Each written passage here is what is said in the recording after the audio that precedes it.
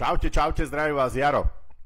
Všimol som si, že mnoho ľudí, ktorí cvičia, trénujú, venujú sa silovým športom alebo akýmkoľvek športu, tak naháňajú produkty, ktoré sú vysokoproteínové. Ja mám pre vás jeden produkt, alebo surovinu by som skôr povedal, za mňa vysokoproteínovú, ktorá obsahuje len dobré tuky.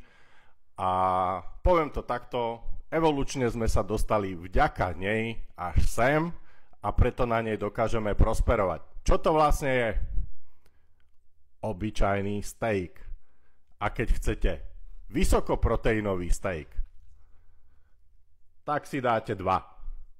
Toto je za mňa topka, čo sa týka vysokoproteínových doplnkov, pretože všetky tie prášky sa stejku ani len nedotknú, čo sa týka kvality, čo sa týka minerálov, čo sa týka kvalitných tukov. Takže za mňa doplnok číslo 1 a samozrejme surovina číslo 1 ohľadom kvalitných bielkovín, plnohodnotného spektra, aminokyselín, steak alebo respektíve mäso.